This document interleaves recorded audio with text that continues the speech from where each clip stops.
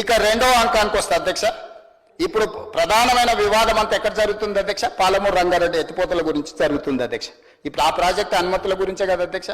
ఈ ప్రాజెక్ట్ ఎట్లా మంజూరు అయిందో కూడా సమాజానికి మనం చెప్పాలి కదా అధ్యక్ష. ఇదేమన్నా చంద్రశేఖరరావు మంజూరు చేసిండు అనుకుంటున్నారు అధ్యక్ష? చంద్రశేఖరరావు గారికి పాలమూరు రంగారెడ్డి ఎత్తిపోతలతో ఈ సమంతైనా సంబంధం ఉందని ఎవరైనా అనుకుంటే అది భ్రమనే. మొట్టమొదట ఈ లెటర్ మహబూబ్నగర్ జిల్లాకు, రంగారెడ్డి జిల్లాకు పాలమూరు ఎత్తిపోతల పథకాన్ని కట్టమని మొట్టమొదట లేఖ పెట్టింది విఠలరావు గారు అధ్యక్ష. మా కొడంగల్ వాసి లగచర్ల, మీకు తెలుసు, మీ అమ్మమ్మ గారు ఊరు అక్కడనే. విఠలరావు గారు సీనియర్ మాజీ పార్లమెంట్ సభ్యులు దేవరకొండ విఠలరావు గారు మొట్టమొదట 2009లో డాక్టర్ వైఎస్ రాజశేఖర రెడ్డి గారికి లెటర్ రాసిండు అధ్యక్ష. ఏం రాసిండు అధ్యక్ష?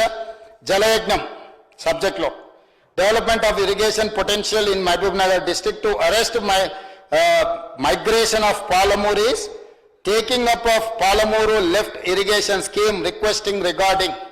మొట్టమొదటి లేఖ విఠలరావు గారు పెడితే విఠలరావు గారి లెటర్ మీద పెద్దలు గురునాథ్ రెడ్డి గారు, డికే అర్ణ గారు, స్వర్ణ సుధాకర్ గారు సంతకం పెట్టి ఈ లేఖ మొట్టమొదట పాలమూరు లిఫ్ట్ ఇరిగేషన్ కు పునాది పడ్డది, కాగితం పెట్టింది, ఇది కట్టాలని కోరిక కోరింది దేవరకొండ విఠలరావు గారు. మా పాలమూరు పార్లమెంట్ సభ్యుడిగా పనిచేసిన విఠలరావు గారు, సుదీర్ఘంగా కాంగ్రెస్ పార్టీ కార్యకర్తలకు సేవలు అందించిన విఠలరావు గారు ఈ ప్రాజెక్టును పెట్టిండు.